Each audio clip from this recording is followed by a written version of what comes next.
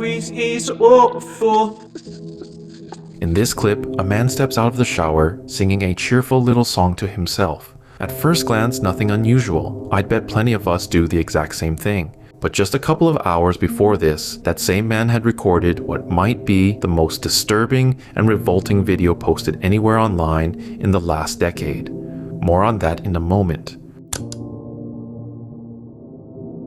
His name is Yostin Mosquera. He was born into a poor family in Colombia. Yostin made his living in a pretty unusual way. He filmed private adult content and posted it across different platforms, including the well-known Black and Orange site. Back in 2012, he met a 62-year-old Londoner named Albert Alfonso, a former manager at an upscale apartment complex. Alfonso started paying Yostin for his videos, and over time, those videos grew more and more extreme. Thanks to this new client, Yostin was finally planning to pull his family out of poverty. His wife, his 2 kids, and his 5 brothers were all living in the poorest part of Medellin, Colombia. Yostin's client lived with his 71-year-old ex-partner. Neighbors described them as 2 quiet, kind men. In 2023, Yostin flew to London for the first time, on Alfonso's dime. It seemed their connection had outgrown any business arrangement and turned into a real friendship. The 3 of them spent their days happily wandering around London.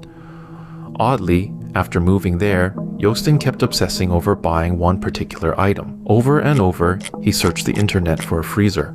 Around the same time, his client Alfonso stopped showing up to work, completely out of character for a man known for being punctual. When his coworkers started messaging to ask what was going on, all they got back was a short reply. Something came up, back soon. They pressed him on where he'd gone and why, but his messages started to look off, as if they'd been run through a translator from another language. That unsettled his coworkers even more, so they tried calling. Several of their calls went unanswered.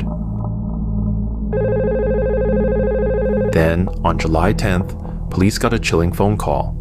Says there's car parts and the case broken. It's really heavy and there's blood out of it. It looks like there's blood coming out of the case. And here's where we have to circle back to the beginning. As you've probably already guessed, that clip from the first seconds of this video wasn't quite normal either. If I'd shown you the whole thing, you'd have seen that while Yostin stepped out of the shower singing his cheerful little song, the bodies of 2 men lay on the floor of the room behind him. He had hidden their heads inside the very freezer he'd been so intent on buying. In this video, he's just washed the evidence of what he'd done off his body. The victims were Albert Alfonso and his ex-partner. Yostin filmed the killings too. The whole thing was captured on 4 cameras from different angles. Right in the middle of recording one of their usual videos together, he pulled out a knife. On the recording, you can hear him say, "You like it? You like this?" the same words often heard in his videos with Alfonso. Please do not try to find this recording online. It exists, and it is vile. Then Yostin loaded part of the remains into 2 suitcases, rented a van, and drove to the famous Clifton Suspension Bridge. The rest he left in the freezer for now, planning to come back for it later. But one of his suitcases was leaking something, and it caught the attention of people nearby. When bridge staff came over to check, he lied and said he was carrying car parts and that the liquid was oil. They didn't buy it, and he bolted. 3 days later, he was caught at a train station trying to leave the country. In 2025, the judge laid out his motive. Even before any of this, Yostin had started looking into the value of Alfonso's London apartment. He naively believed he could sell it once both men were gone. His browser history showed that long before the London trip, he'd searched how to kill someone and looked up arsenic. And immediately after killing Alfonso, the very first thing he did was try to move £4,000 to his Colombian account. The court handed him a life sentence with a minimum of 42 years before parole. The judge noted he could have imposed a whole life term with no possibility of release, but stopped short, partly because of the lack of prior convictions, partly because of Yostin's brutal childhood in Colombia. And this is just one story, one of hundreds, and what ties them all together is the exact same platform. For most of us, the famous Black and Orange site is about as ordinary as it gets. I'm sure a good chunk of the people watching this visit the site at least once a month. But when I started digging into the dark side of this platform, I was horrified. The stories that follow will most likely give you chills. Before the most disturbing parts, I'll warn you, so you can skip ahead and spare yourself the worst of it. Here's a photo of a young Italian woman and her boyfriend, a happy couple, a beautiful girl from the suburbs of Naples, and the man she loved. But this woman has no idea that very soon she'll become the darkest, most notorious meme in Italian history. Her name was Tiziana Cantone. She grew up without a father, and that, in her mother's words, made her, quote, beautiful but very vulnerable. From the outside, the couple looked perfect. Her boyfriend was a successful entrepreneur, and she was an attractive young woman with a shared circle of friends and a lively social life. But in reality, all of it was just a front, and behind it, a real nightmare was playing out. Her boyfriend, a man named Di Paolo, manipulated Tiziana and pushed her into intimate encounters with other men on camera. He kept those recordings in a private collection. Under pressure, she went along with it, but over time she started to realize she was simply being used, and she decided to end the relationship. The breakup with Di Paolo was hard on her, but it didn't break her. Fairly quickly, a new man came into her life, and driven by hurt and the urge to prove to her ex she was better off without him, Tiziana made a decision that would forever change not only her own life, but the laws of an entire country. Tiziana filmed a few private videos with her new partner and sent them through a messaging app to several friends, including her ex-boyfriend. The goal was simple, to make him jealous. But what happened next was something she could never have seen coming. The friends she'd sent the videos to were the same people she'd shared her deepest secrets with. She trusted them completely. And yet, by the very next day, Tiziana found the footage of herself on adult sites and social media. And here's the thing, the man's face was carefully blurred out, while hers was left fully exposed. One of these videos went viral instantly. In it, Tiziana says a line in Italian, "Stai facendo un video? Bravo!" which translates to, "You're filming? Good for you." That phrase became a meme all over Italy overnight. It got printed on t-shirts, on mugs, on phone cases, and all of it was actually flying off the shelves. Italian companies and even some celebrities used the phrase in their advertising, and screenshots showing Tiziana's full name flooded social media. The video was watched nearly 1 million times, but the views weren't even the worst part. Tiziana could no longer just run to the store. Strangers on the street kept recognizing her and repeating that phrase to her face. She lost her job. She fled her hometown for another part of the country. She legally changed her last name, just to stop being that Tiziana. One friend recalled, at some point she realized this situation would never resolve itself, that her future husband, her future children would be able to find these videos, that they would never go away. Tiziana decided to fight. She filed a sweeping civil suit demanding that all the footage be removed immediately. The court granted her request only in part. The biggest platforms were ordered to take down the posts. You'd think that would be a win, but then the court denied part of her claims and ordered Tiziana to pay around 20,000 euros. Not the people who leaked the videos, not the sites that made money off them, her, the victim. When I first read this, I assumed it was a typo, but sadly no. The court really did demand 20,000 euros from the person who'd been harmed. By the strict letter of the law, there was a specific reason for it.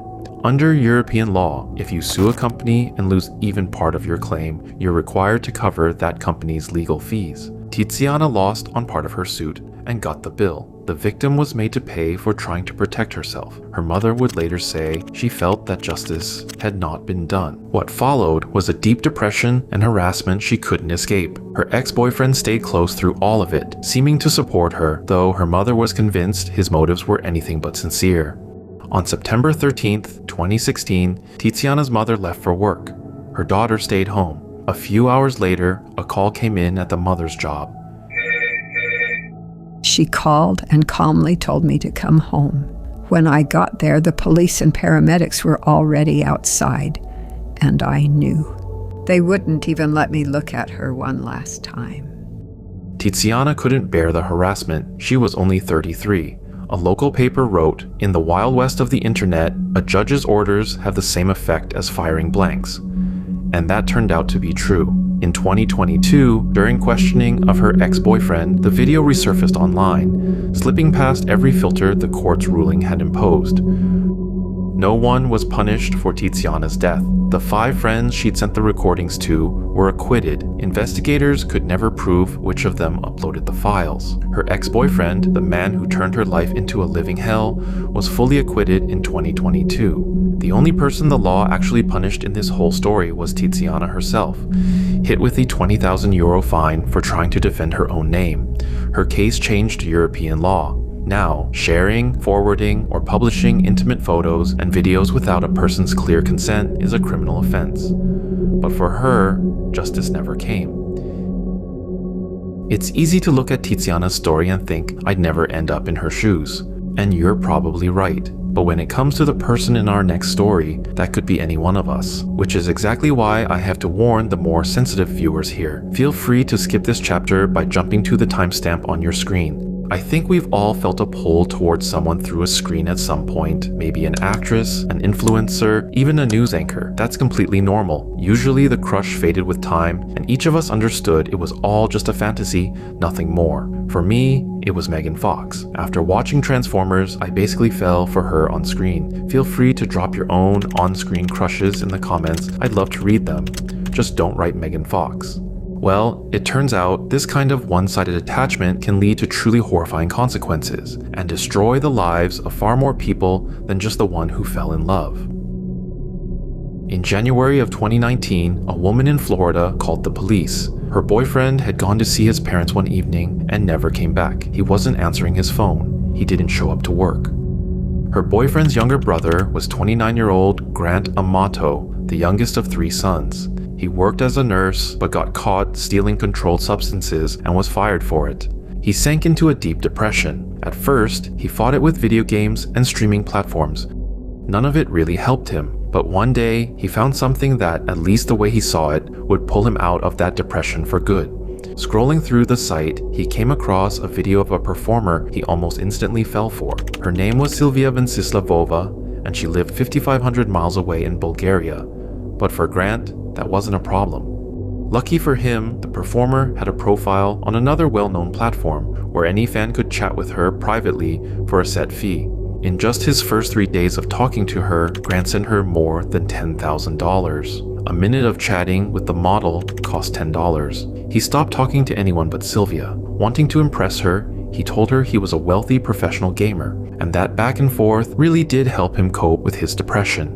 Grant was absolutely convinced Sylvia sincerely loved him back. He'd lost all touch with reality and believed they had a genuine, committed, long-distance relationship. He told his older brother that Sylvia singled him out from thousands of other users. He claimed she messaged him privately off the site, remembered details of his life, and called him the love of her life.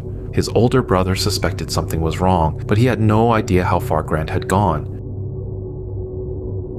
Grant was literally bragging to the family about his new girlfriend and calling her his fiancée.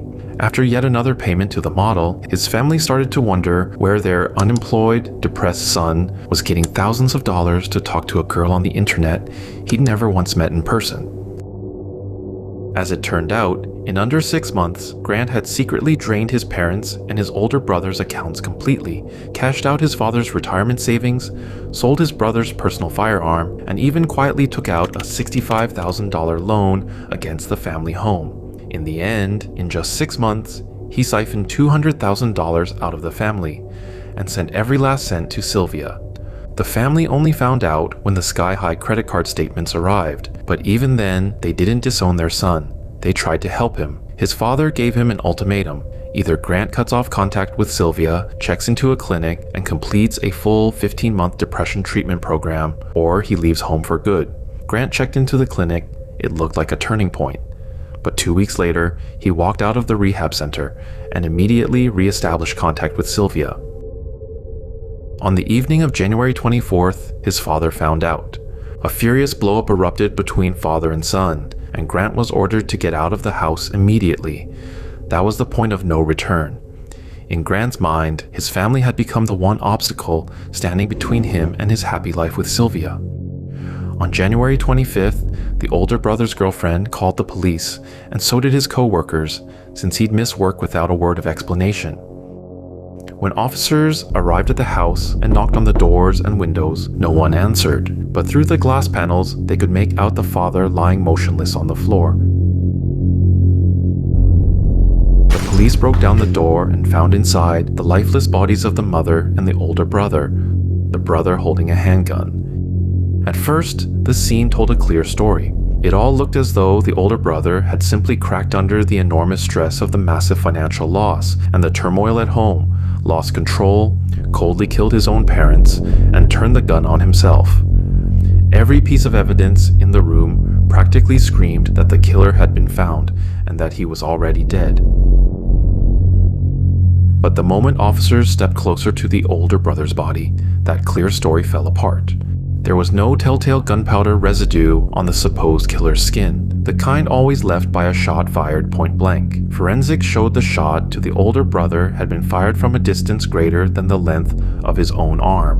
What's more, the casings collected at the scene didn't match the weapon used to kill the victims. By all appearances, Grant had gone outside, fired a different gun into the air, gathered the casings, and planted them in the house to throw investigators off. And right after the killings, another $600 vanished from his brother's account.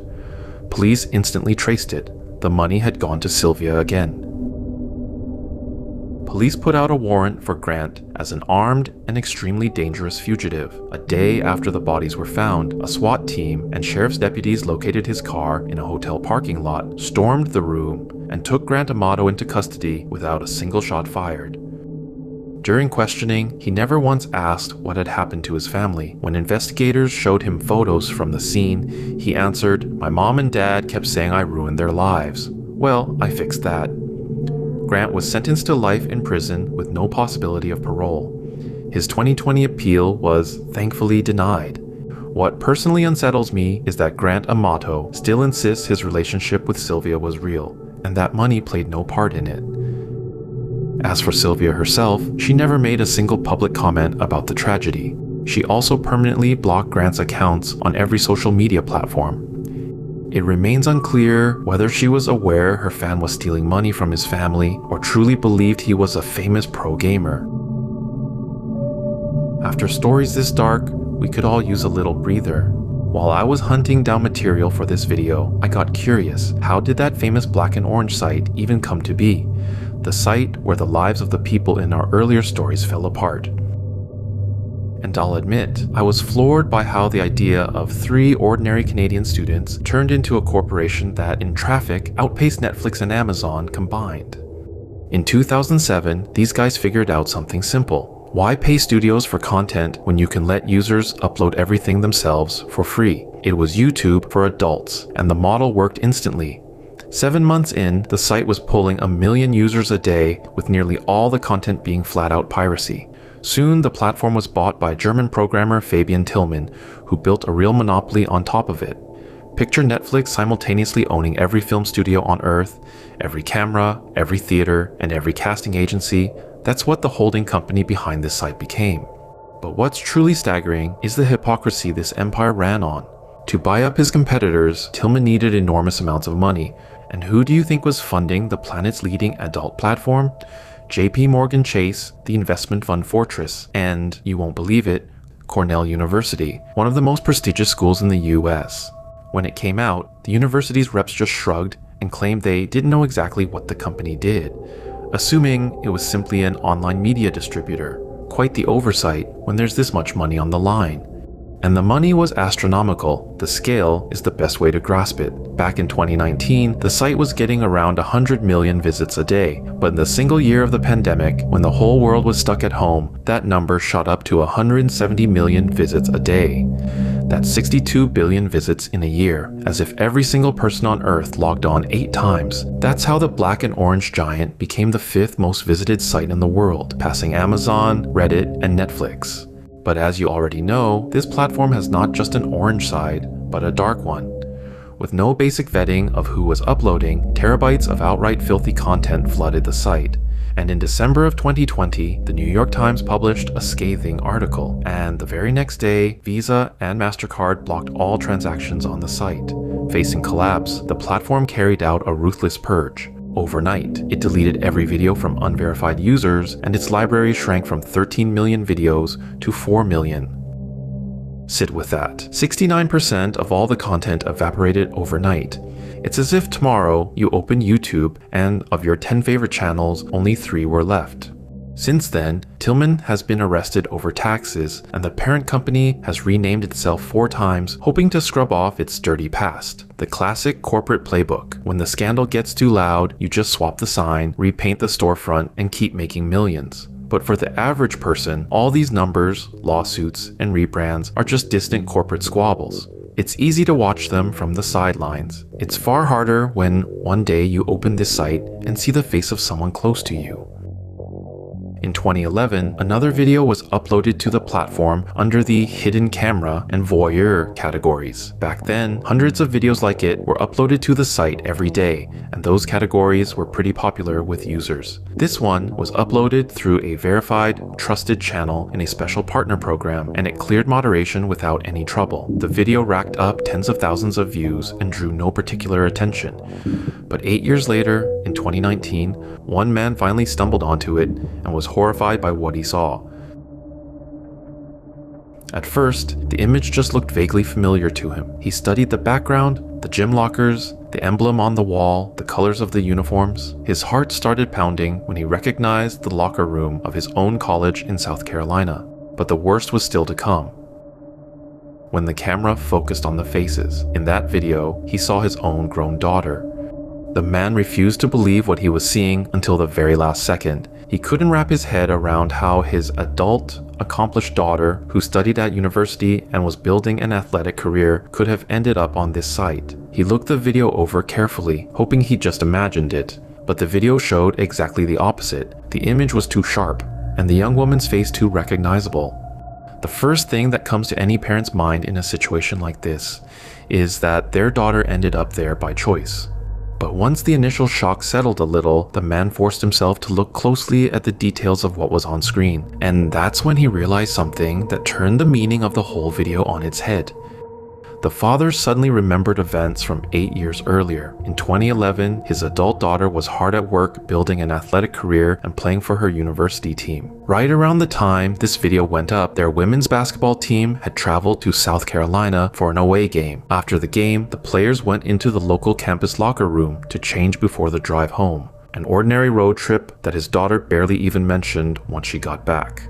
But now, staring at the screen, the man was horrified to realize the setting in the video was that very locker room at the college in South Carolina. The camera angle looked unnatural. The lens was fixed, tucked into the darkest corner of the room. The young women seemed completely at ease, laughing, talking about the game, with no idea a hidden camera was watching them. As it later came out, the college's director of internal programs, a man named Collins Murphy, had installed the hidden camera and secretly recorded the students without their knowledge or consent. The video sat on the site for 8 years, and it wasn't the platform's moderation that found it. A concerned parent found it and reported it to the university. The footage was only taken down after law enforcement stepped in. 9 of the students filed suit against the platform, but in September of 2025, the court dismissed it. A special legal provision was applied, Section 230, which shields internet platforms from liability for content uploaded by their users.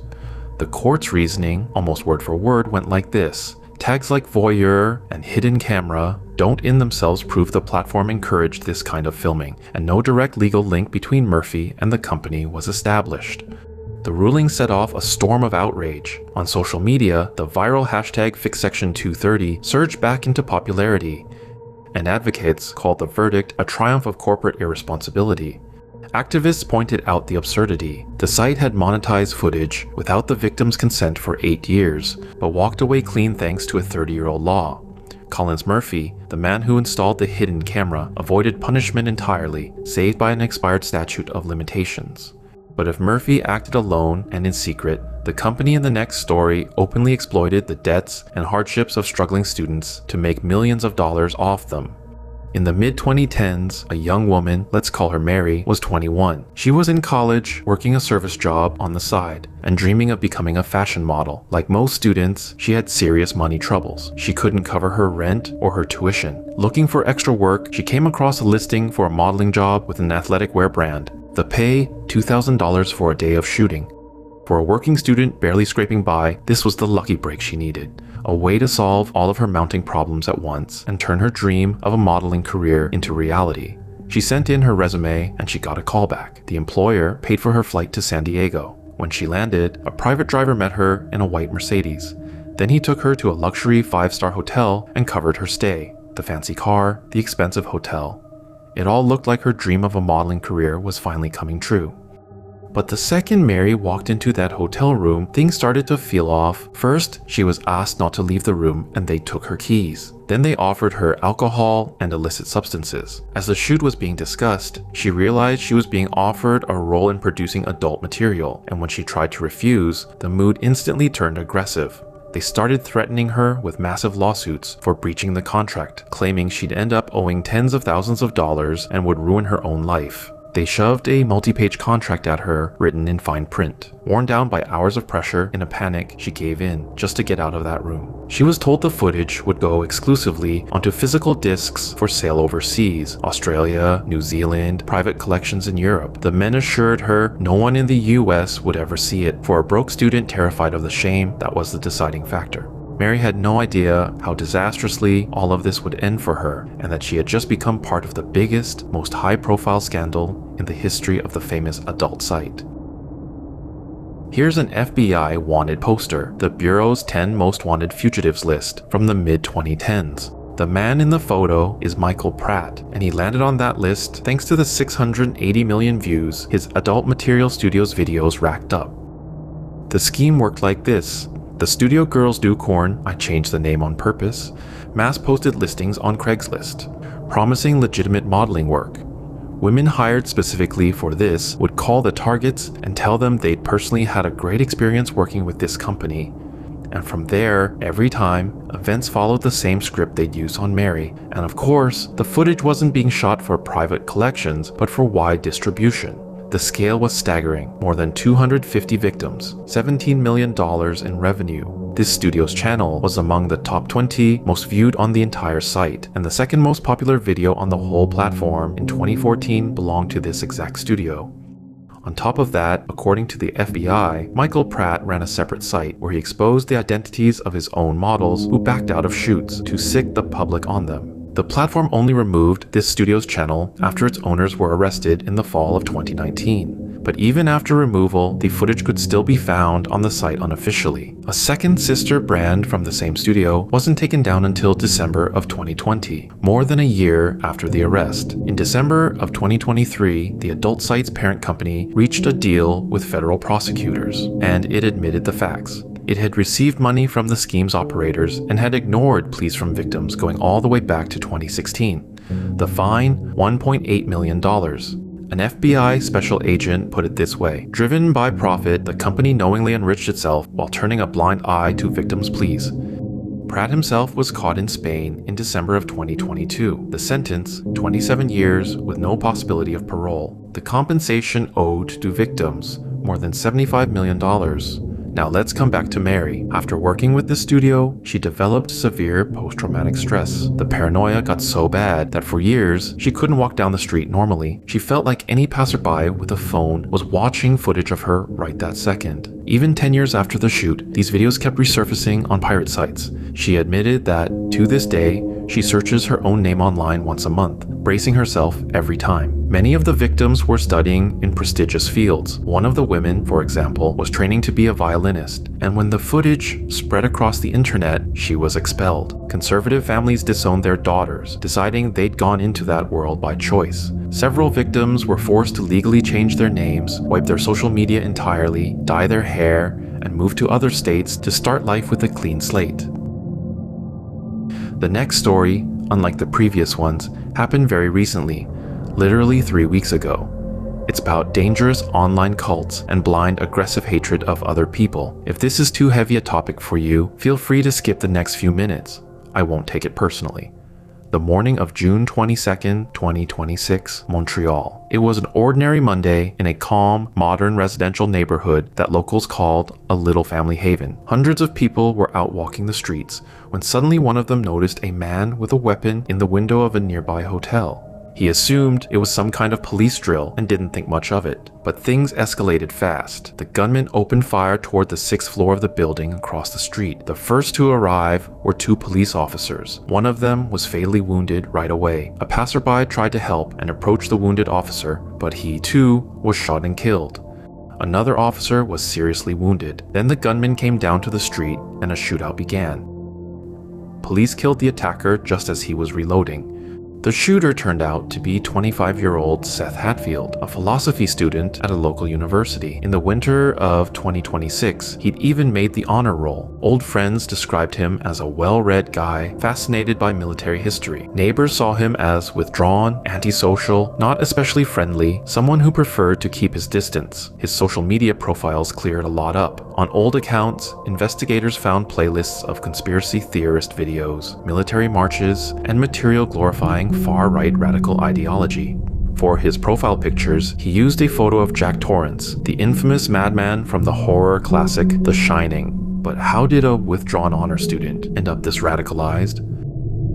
By all appearances, for years, he'd been sinking into the online world of the so-called incels, communities built around an ideology of involuntary celibacy that scapegoats women for its members' every grievance. Steeped in it, he came to see the adult platform not as entertainment, but as an enemy, a symbol of a system he blamed for enslaving men to their urges. And the building he opened fire on was an important target for him, because it was the office of the very site we've been talking about throughout this entire video. In his hotel room, investigators found his 104-page manifesto, the same woman-blaming worldview set down at length. That manifesto also contained a full list of targets, the headquarters of international adult industry companies, well-known actors and actresses from that industry, along with politicians, powerful figures, and crypto leaders. The officer who was killed became the first officer killed in the line of duty in Montreal in the past 24 years. The passerby who tried to help him had lived in the city for more than 30 years. Not one of the victims had any connection to the adult industry. As the investigation continues, the sister of the fallen officer has publicly asked people to stop sharing the recordings of her brother's death, so that his children wouldn't stumble onto them when they grow up. The famous Black and Orange site is far from the only and far from the main party to blame for everything you've heard today. It's a mirror of our society, a mirror of a demand shared by billions of people. I'm genuinely curious, after everything you've just heard, has your view of this platform changed at all? Let me know in the comments. I'd love to hear what you think. And if you believe more people should know about this, send this video to someone it might matter to. That's all for now. Take care of yourselves, your mental health, and the people close to you. See you in the next video.